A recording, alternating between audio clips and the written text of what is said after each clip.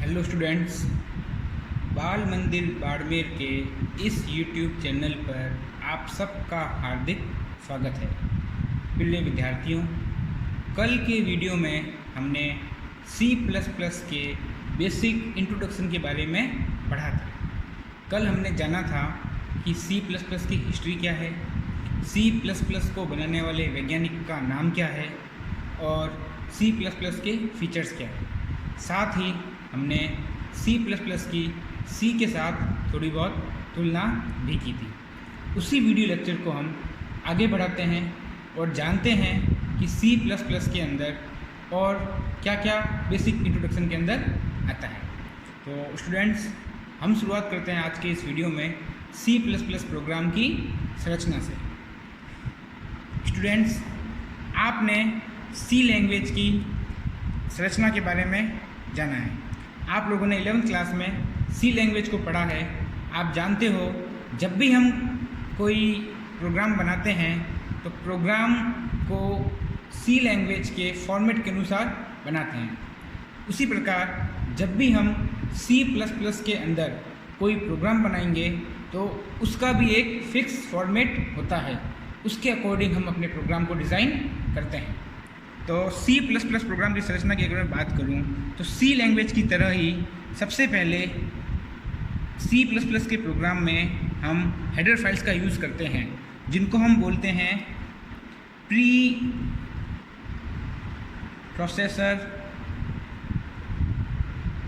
Directory,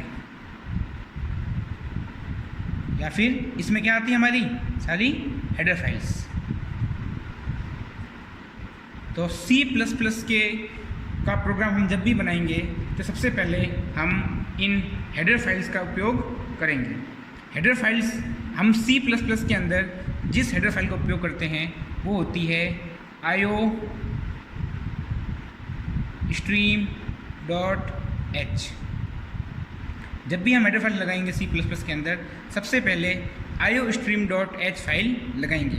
इस file के अंदर C++ की स्टैंडर्ड लाइब्रेरी होती है। ठीक है, तो जब भी हम कोई C++ प्रोग्राम बनाएंगे तो सबसे पहले हम इस iostream.h हेडर फाइल का उपयोग करेंगे। इसके बाद जो प्रोग्राम डिज़ाइन का नेक्स्ट पार्ट होता है वो होता है हमारा global declaration. Global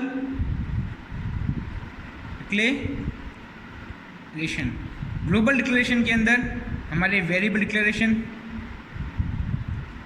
function declaration, ये सब चीज़ें आती हैं।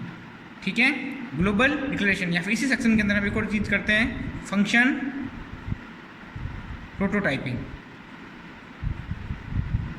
फंक्शन प्रोटोटाइप मीन्स ये हो गया कि हमने जितने भी फंक्शन बनाए हैं उन फंक्शंस का नाम क्या है, वो फंक्शन किस टाइप की वैल्यू को रिटर्न कर रहे हैं, वो फंक्शन कितने आर्ग्यूमेंट ले रहे हैं, उनके आर्ग्यूमेंट का टाइप क्या है, ये सब कुछ हम फंक्शन प्रोटोटाइपिंग के अंदर बताते हैं। तो जब भी हम हेडर फाइल लगा देंगे, हेडर फाइल लगाने के बाद में हमारा अगला काम जो होगा वो होगा ग्लोबल डिक्लेरेशन और फंक्शन प्रोटोटाइपिंग।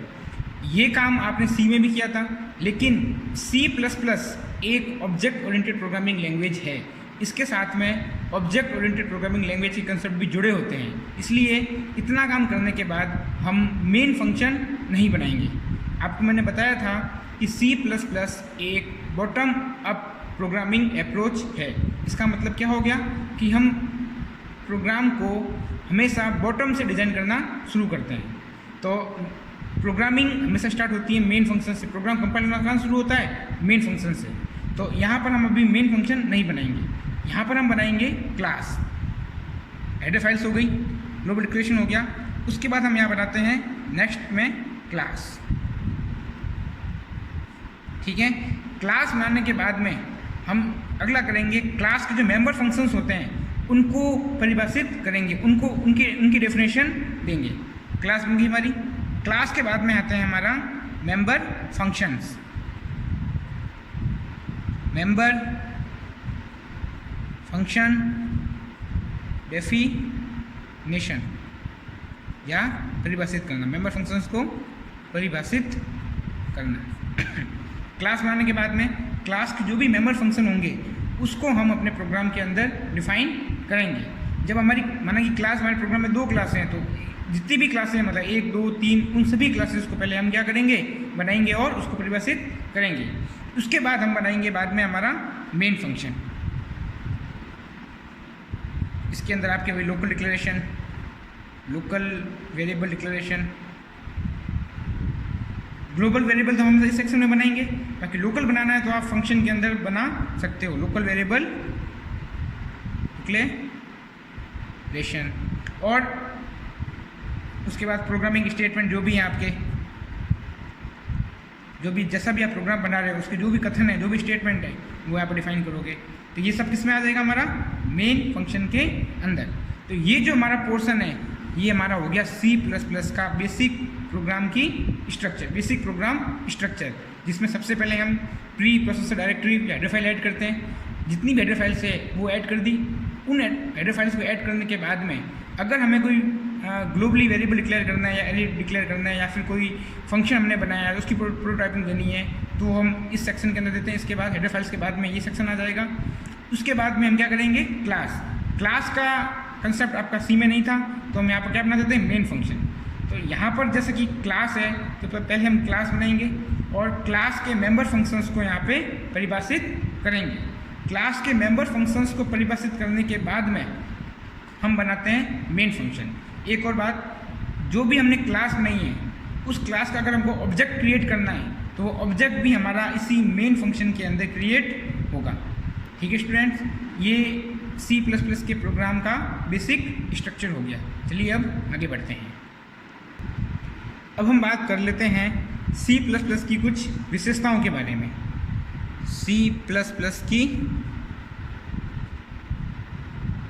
विशेषताएं,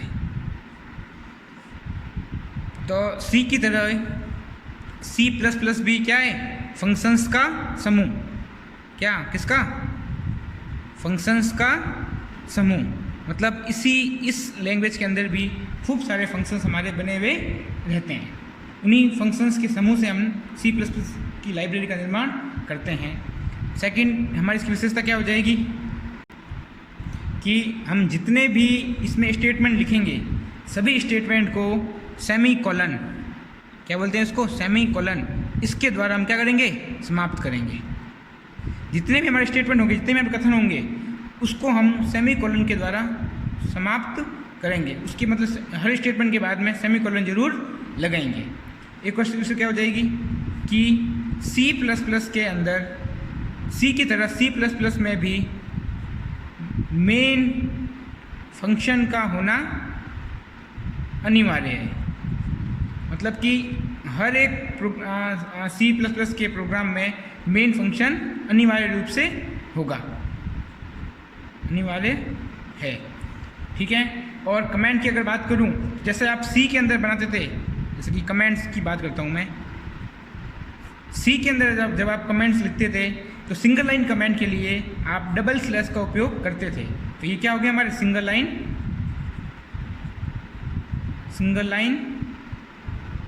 कमेंट। तो सिंगल लाइन कमेंट के लिए किसका यूज़ करते हैं, डबल स्लैश। ये सब C की तरह ही है।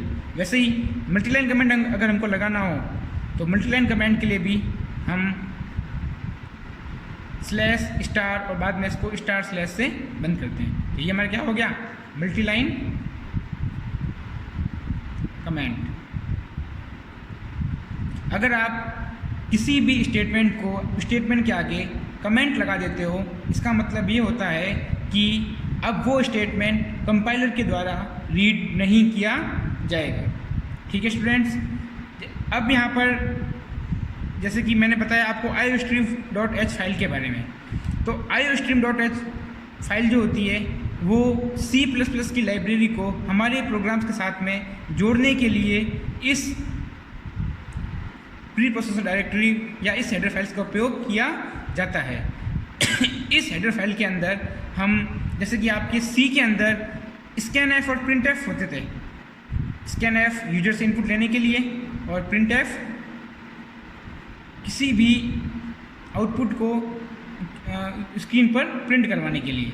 वैसे ही scanf के लिए cin और printf C++ में printf की जगह cout का हम इस्तेमाल करते हैं। तो सी इन सी आउट जैसे इनबिल्ट फंक्शन, इनकी डेफिनेशन किसमें होती है, iostream.h फाइल के अंदर, सी इन और सी आउट। इसी तरह से जो भी हम C++ की लाइब्रेरी होगी उसको हमारे प्रोग्राम के साथ में अटैच करने के लिए हम iostream.h फाइल का उपयोग करेंगे।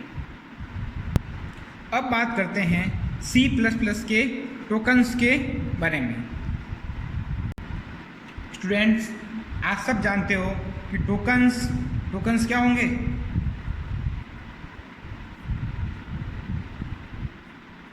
प्रोग्राम की सबसे छोटी इकाई टोकन कहलाती है। जैसे आपके वेरिएबल जिसमें आ गए आइडेंटिफायर के अंदर, कैसे करेंगे इसको, आइडेंटिफायर, कांस्टेंट, स्ट्रिंग, आपके कीवर्ड्स,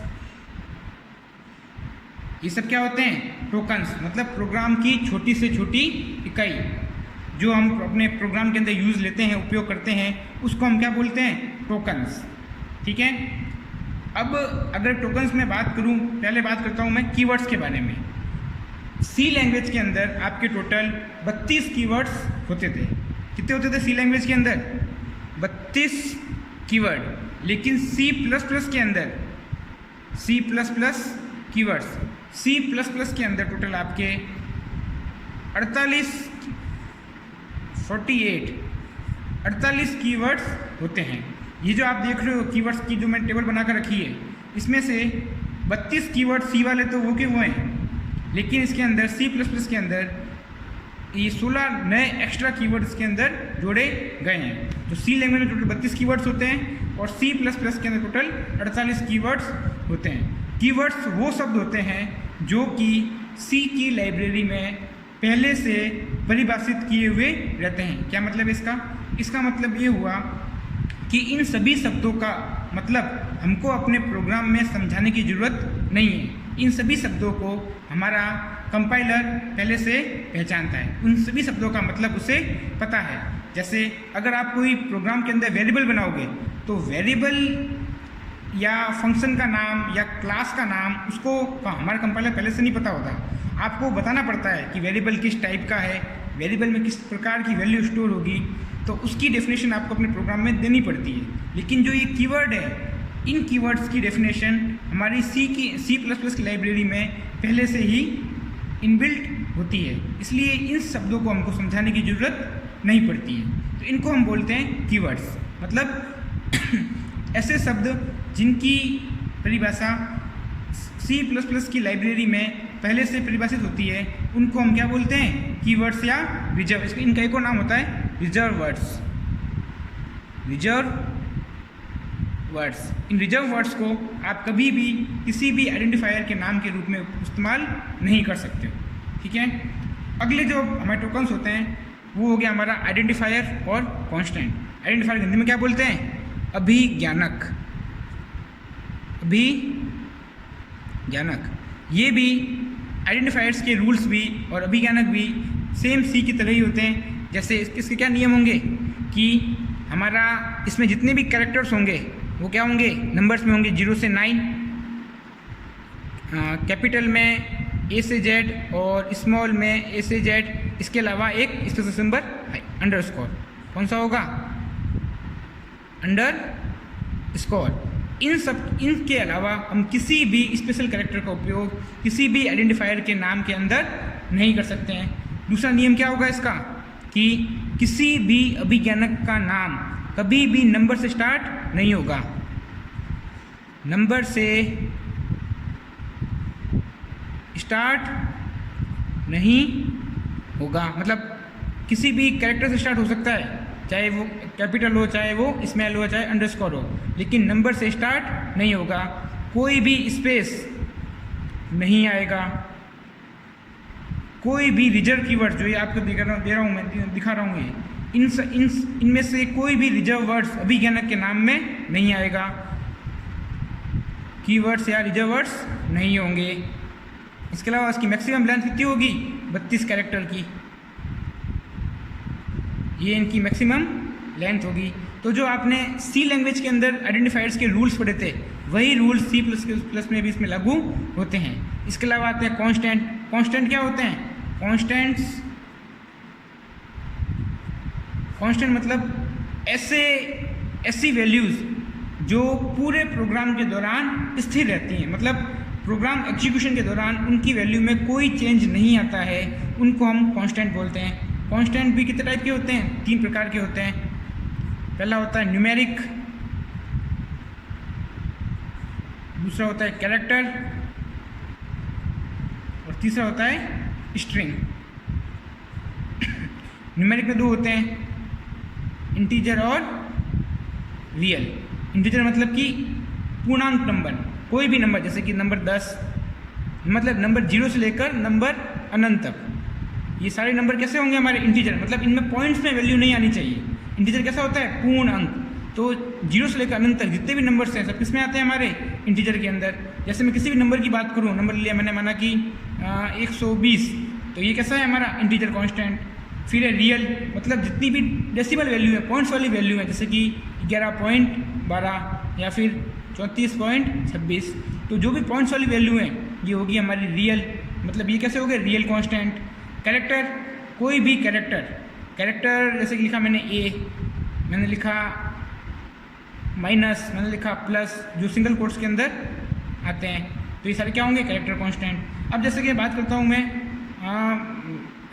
जैसे कि मैं आपको एक एग्जांपल लेता हूँ, मैं बात करता हूँ इंटीजर कांस्टेंट की। इंटीजर कांस्टेंट के अंदर वैल्यू माइनस में भी होती है और प्लस में भी होती है। +34 ये भी एक इंटीजर कांस्टेंट है, -34 ये भी एक इंटीजर कांस्टेंट है, ठीक है। लेकिन जब मैं कैरेक्टर कांस्टेंट की बात कर रहा हूँ, मैं यहाँ लिख रहा हूँ +34, तो ये कैरेक्टर कांस्टेंट नहीं होगा। क्यों? क्योंकि कैरेक्टर के अंदर सिर्फ और सिर्फ एक कैरेक्टर ही आता है, तो या तो मेरा प्लस हो जाएगा, या 3 हो जाएगा, या 4 हो जाएगा। मतलब कि कैरेक्टर कांस्टेंट के अंदर कोई भी एक कैरेक्टर ही आएगा। अब कैरेक्टर चाहे वो न्यूमेरिक हो, चाहे वो कैरेक्टर कोई लेटर हो, वो किस में आएगा, एक कैरेक्टर में।